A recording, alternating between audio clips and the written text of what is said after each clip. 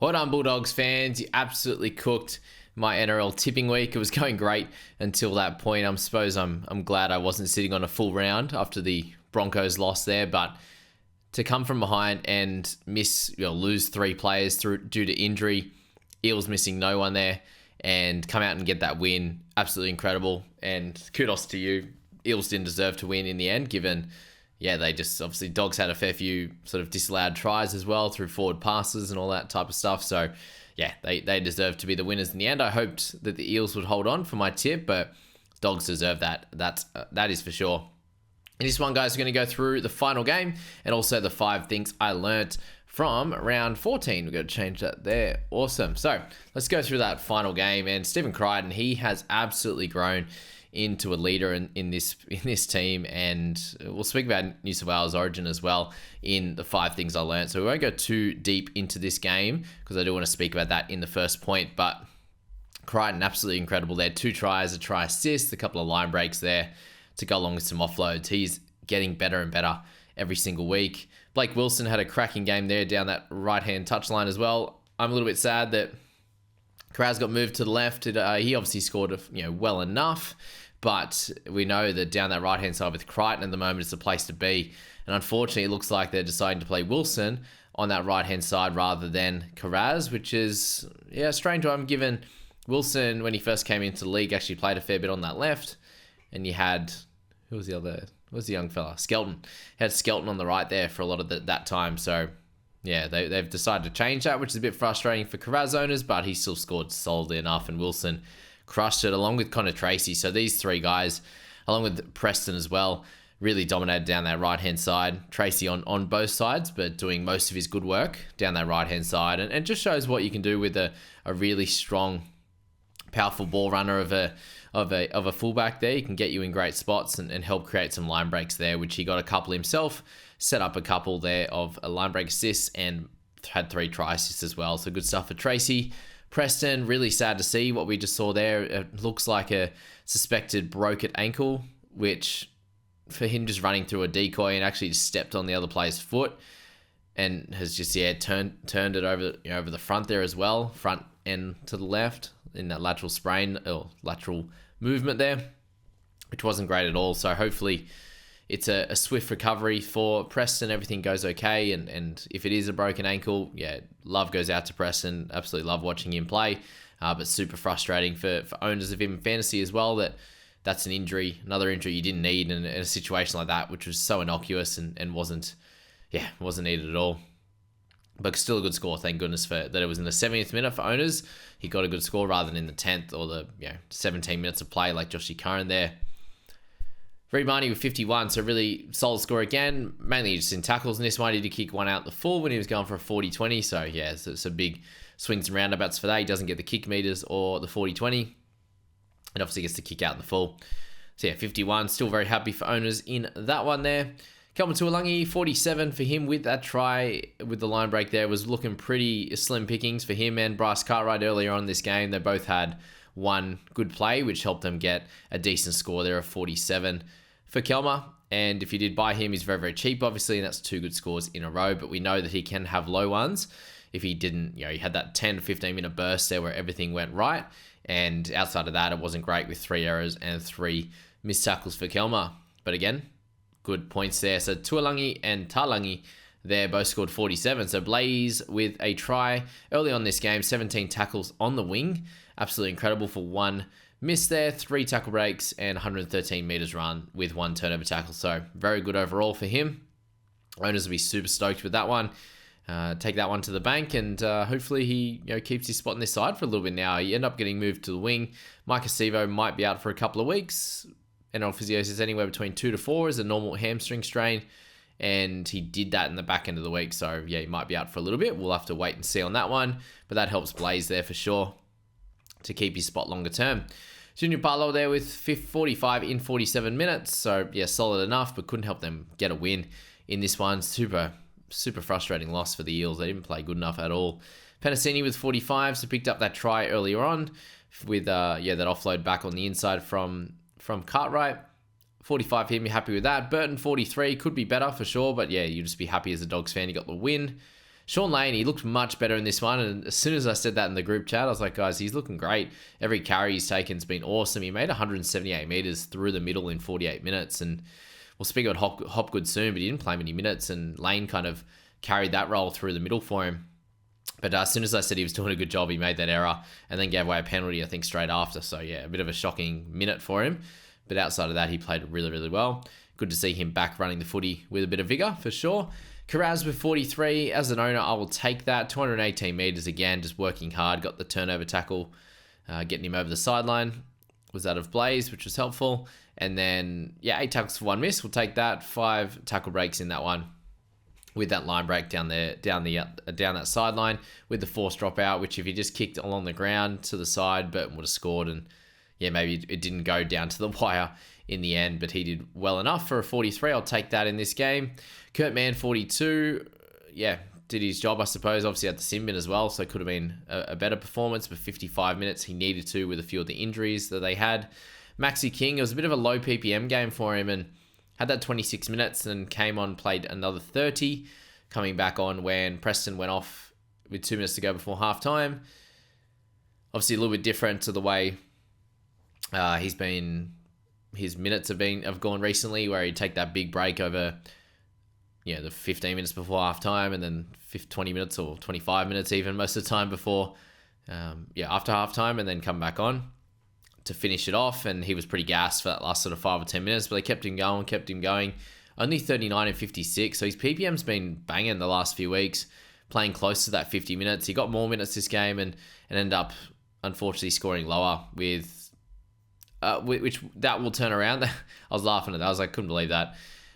Stephen Crichton's forward pass to Max King when he caught it, and they gave Max King the error for the forward pass. So I imagine that will come off and he'll end up at like 41 or something like that. Hopefully there's a few missed stats. It was a little bit on and off, I'm not sure, through the game. Sometimes I'm a bit late with stats and stuff, so it's hard to work out.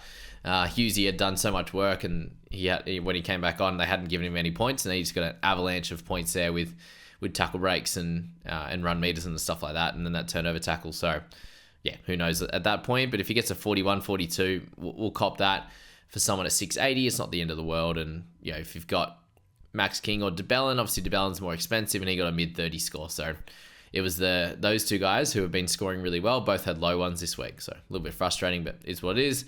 Offhand Galway played a really solid game, 170 metres as well. Cartwright, 36 in the 80 with a line break try assist. Is pretty gross. 2 errors. That short side play, if he told the boys that it was on, I think that would have worked. But it wasn't to be with 36 for him. In this one, for those that grabbed him last week, picked up a 57 into a 36. Not the end of the world, but not great. Salmon with 36 there. I suppose, guys, if you're looking at anyone from either of these teams, I don't think you can be buying anyone from here, given Eels missed 16 and 20, and then Dogs are on the bye this week. But we can look at potential options coming into next week, given, Kickout's out for a little bit now. We've got Preston gone. Salmon just keeps his spot on that edge now, which is wild how that one's played out and panned out. But, 36 for Salmon there in the 80 minutes, just doing what he does, misses some tackles, does a little bit of work here and there. Makes a good chunk, runs a little bit, but just not often you're getting attacking sacks. I just can't believe that game that he got 60-odd with a double. You just can't see that any other game. Hey, it just doesn't even look close, and then that one it was. But Sammy Hughes in the end, very, very pleased with his 36 there. That's for sure. That was a great effort from him. Very, very happy with that situation. 36 in 36 minutes. It was about what I was hoping for, to be honest with you. Anything above that 30 marker would have taken, and just stops him losing a bulk amount of cash there, which was a big worry. And I will be selling him next week. He has the bye, and we're kind of done with his 30-odd minutes. We don't really want to be playing him in 17s week to week when we're out of the bye period. So his time is up. I really am hoping for a Brayley comeback. And we obviously got the news as well, guys, about Lockie Galvin's going to be out next week at a minimum.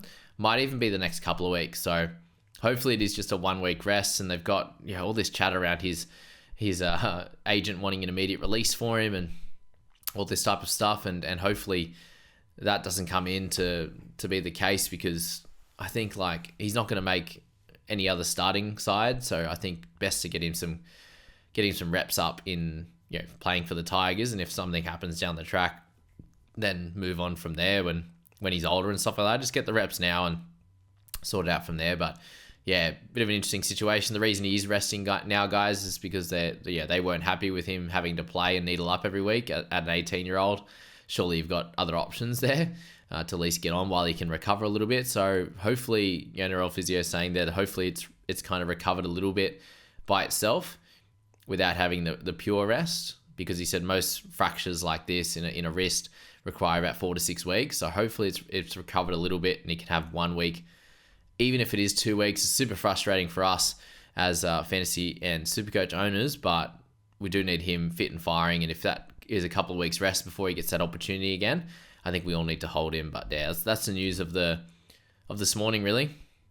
Hughes 36, good stuff. He actually outscored Moses, and Brown and Brendan Hands. So good for me. I'll take that. That's for sure. That's a big win. Actually, I didn't even think about that. That he outdone Moses and Brown 35 and 34. We'll speak about it shortly, but Moses definitely didn't do himself any favors in this game to push his case forward to be an Origin player this next year. Sorry. Ooh. Nighttime ones, we get tired in a couple of weeks there for sure. Dylan Brown 34 did pick up 1 try assist there, but outside of that, no kick meters obviously, so things drop down. And if the Eels aren't winning well, or if he's not getting many offloads or tackle breaks, which we saw here, it's a bit of a down game. And even for Brown, 14 tackles for him, it's usually in the mid-20s and stuff, so there's another 10 points gone begging that even with this type of scoreline, he'd get a 45, but that wasn't to be, with 3 misses as well. So he's definitely increased his missed tackles this year. Congrats to Toby Sexton, doing good things. Brendan Hands, 33. I still don't know where that offload came from, but you guys, as owners, you'll need it. And I'm very, very thankful personally that he didn't go nuts. And this Trent Barrett thing, I said this Eels thing because it's been whoever's come on there. They just keep having outs, the Eels, and Lussick or Hands just keep coming onto the bench. And thankfully for owners of Hands, it only took away 10 minutes from him. But there's a lot of tackles from Lussick and a lot of work from the Eels there in that last 10 minutes, which he may have missed a couple of tackles, or he may have made a few and got to 37, 38. But a 33 there, given he had a negative 20 break even, still goes up about 50k. And you at least get 1 more week out of him there before his bye. And hopefully he can continue doing good things. But got that turnover tackle, a couple of tackle breaks there. So a little bit across the board for Brendan there, just to save his score from being sort of a low 20s one in this one. But it wasn't a super high scoring game in fantasy outside of that top 4 or 5 there of all Dogs players for sure. So any of the Eels just didn't really get good stuff. A bunch of the middles had lots of running meters, but that was about it. So yeah, Brendan Hands 33, Gutho 31, nothing special there. Hapoi. Keep saying it until I get it right. Someone let me know how to say that one in the comments. That'd be great. You're all legends. There's 3 or 4 that always jump in and help me say that one. 30 and 21, he had a cracking effort there. 100 meters in 21 minutes with 5 tackle breaks and a turnover tackle. Great stuff for him. Curtis Moran did some good work. Russell with 28. The Hopgood, man, 25 in 34 minutes. So they really went through the let's play low minutes for our Origin guys. So he copped it even worse than Grant and these types of players. So the worst of the week actually. And he had 5 days off. So really, really strange that was how that one played out in the end. He maybe was carrying something or carrying something into the game, even just we'll just play your low minutes and try and do what you can. But yeah, 25 and 34 minutes, pretty gross on that standpoint. Not good at all. And then Curran, 24 in 17, so at least he was doing really, really good stuff. He picked up an offload, a turnover tackle there, little tackle break in that one good play, but unfortunately he had the head injury there. It looked like he was walking around fine, so hopefully with the bye next week you can hold on steady and he'll be a really solid guy to have for rounds 16, 17, 18 there for the doggies. So hopefully that's the case and he's fine. Looks like he will be okay.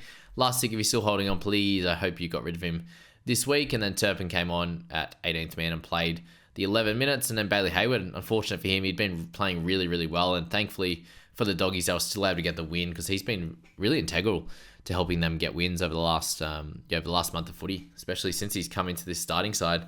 He's been really, really good. So let's move on to my thoughts. And I just wanted to speak, first of all, about the effort and the fight from the Dogs, especially to lose 3 guys. I just thought I needed to shout that out. And really, really impressive stuff from them. the fight you see from some of those forwards that had to play bigger minutes, from just their whole team really. And how good's that face from Burton there to go along with Carrazza's face there. Yeah, pretty funny on that one, but just crazy effort from some of these teams, yeah, to just eke out wins and get the job done. And you see that from, Panthers obviously have a lot of firepower, but they can go into grind mode for sure at certain times. Sharkies had to do that in that game against the Broncos, just really work hard, and you're seeing that from the Warriors at the moment. And you saw that little bit of fight and push from the Bunnies there in that game against the Titans as well.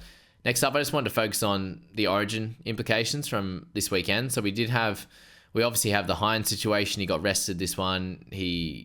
Nothing went perfectly right for him at all in that first Origin, and we had a lot of chat around Moses potentially coming in and taking that spot, and Moses wasn't great today at all. So yeah, he had a couple of good moments early on and things like that, but it wasn't his best. So I don't know if that's a lock-in. So obviously trading Hines out, I think there's a chance they do give him another crack there.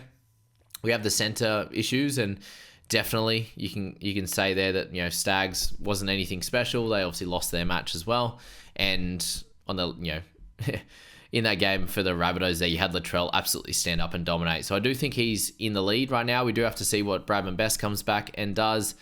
You do have to say that Matt Burton had another good game, obviously kicking boot off the tee, and obviously his boot there, just doing great things in general play. Whether he has an opportunity to play that center position in the 14 or something, I think he needs to be in that Origin team. I don't know why he's not at the moment. We do have Connor Watson potentially looking to come back, and the other big news there was Haumole Olakau'atu with a calf injury. Most likely these calf injuries, especially for the big boys, it's a couple of weeks at least, and that would stop him from being able to train and be a part of that Origin setup in a full capacity. So I don't know if they'll pick him, but when you do have guys like Burton who can come in and play 14, you've got Connor Watson who can come on and be really, really strong through the middle and could cover halves and all that stuff as well. Then I think they're the type of guys you might look to bring back into this side, and maybe Hudson Young takes Olakau'atu's spot as that edge that can come on and play bit of middle, bit of edge, potentially have to go out in the centers and stuff, which they won't need, but a really strong guy. And I think they'll probably just get one more big bopper through the middle there, and who that might be is the big question now heading into Origin. But this has only been 1 week, and we've got one more to go there. This is just the backup week, and we've got round 15. Injuries and etc. will come again, and we'll have to follow that a little bit closer next week, and we'll go through that again, because it has implications on some of our players as well. Thankfully, there weren't a lot of big injuries this week. Obviously, in that game just then, there was 3 of them, and Preston really the one that's owned by a decent chunk of people. A host of people bought him last week, and that's going to hurt going forward.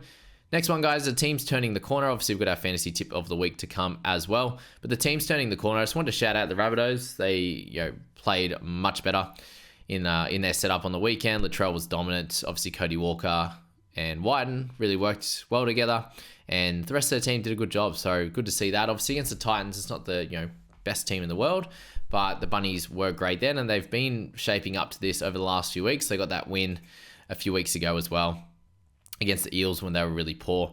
And then the Wars, we need to shout them out as well. They have turned the corner over the last 3 weeks without SJ, surprisingly enough, and have to shout them out even against the some good teams in there. Obviously the Panthers a few weeks ago, and then some lesser teams there. Cowboys and the one just went. And just playing really, really good footy at the moment. They're not the walkovers, the easy beats that you've seen in a month or so ago. And then do want to shout out the Knights grit to try and make that comeback win. And what about the comments that Matty Johns and Joey Johns came out and spoke about with the Knights halves? You'll have to go back and have a look at that. I haven't looked into it too deep, but a lot of people are like, yep, I completely agree with Joey. So fair enough on that front. And so just mainly those teams are the big turnarounds. We've got sort of Panthers on and off again at the moment with wins, and then Dragons are kind of winning well or losing well at the moment is kind of the situation there. And a good turnaround from the Sharkies after a couple of losses in a row there against the Broncos. And the Broncos are on the slide a little bit at the moment, so they need to start sorting things out there for sure. Number 4 there, guys, is a little bit more of a fantasy Supercoach side of it. The best sort of fantasy buys really stepped up this week. So it was pretty much the only ones that didn't go absolutely nuts this week were kind of Brendan Hands, and he's 270k. So basically everyone else, like we had Garrick, we had Wishart, we had Latrell, we had Jerome Hughes as, cracking purchases this week. Samuel Alafanu, Alex Twal, Seyfarth, Stefano, all 45 plus, which was really good there. Fafita got a 63, which was really solid. I'm still waiting on Atkinson's extra 5 points, which it has here in the NRL app, which, if you can go in and check that out, may as well check that out while we're here, just to show you guys what I'm talking about there in his stats. I better not change back, or that's going to cook me there. But Atkinson, 39 fantasy points. So he's on 34 at the moment. I'm waiting for that to come in, and that'll improve my overall score for sure. And it kind of just been changing over the weekend, because we had McInnes's 46 in the fantasy game. He went up to 48, which I spoke about. Now he's back down to 47. So these kind of little fantasy point changes happen on the NRL app, or the website here, very regularly across the weekend. So if you want to just randomly go in and look at certain games, you'll see some of your players have actually, or some players in, might not be your players there, have actually changed score across the weekend. So just something to look at there for sure. And I think, what was that? Best fantasy? Yeah, so they were all the big kind of buys of the week. You had Jack Cole, who really stepped up. We spoke about Garrick there. It was only really like Kohler was like the hold of the week that didn't perform well, and you had a few of the Origin guys backing up, doing great things. You had a few that didn't do so well. Jack Whiten was a good buy this week that people went for, and he was great there, along with Latrell, as I said. And Wires players, Cows, not so much. Yeah, Fletcher Sharp, if you end up buying him, 49 as well. So really good stuff on that one. And then the last one, coaches with the most trades saved will win in the end. So simple as that. At the moment, there's always injuries happening. A lot of us use 4 trades this week, and I think on yet another fantasy stat site, it's down to 7.5, I think, is the average trades for the top 1,000. So I've used 4 this week, going from 13 to 9, and still I'm ahead of the average just, but after using 4, it's a big difference. I think it was at 9 or 10 last week. What did we work out? Average trades down to 10.8. It's down to 7.5 now. So really crazy how that one's played out. So if you are able to be in a really solid position with trades available, I do think round 18, 19 is going to be tough. And then if you've got sort of 2 or 3 up your sleeve heading into round 20, I think that's going to be super helpful. So just keep an eye on that. Only trading because you have to, rather than for luxury, that's for sure.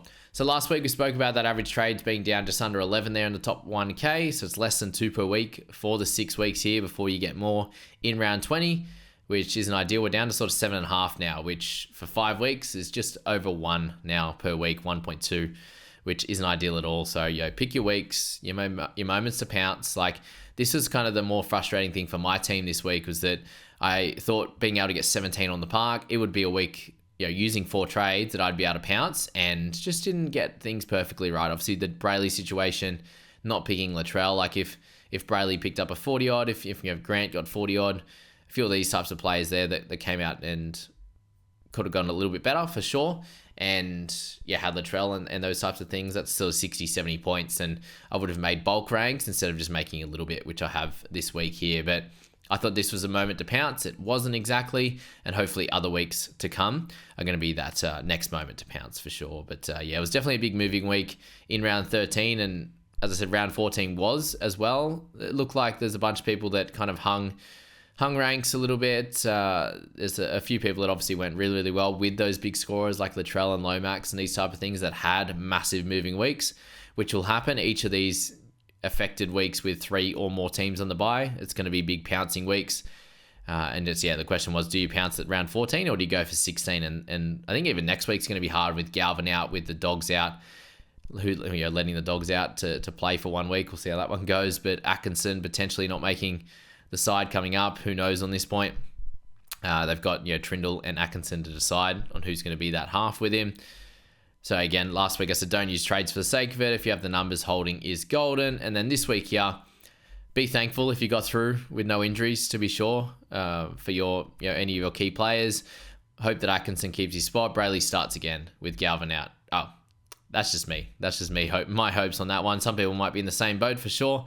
I really hope that turns around and Atkinson keeps his spot, because I'm sitting there with Fuller plus the 3 dogs, which I'm going to sell Hughes. Let's just say Hughes is out with 1 trade. That leaves me 3 of those guys out. Galvin out 4.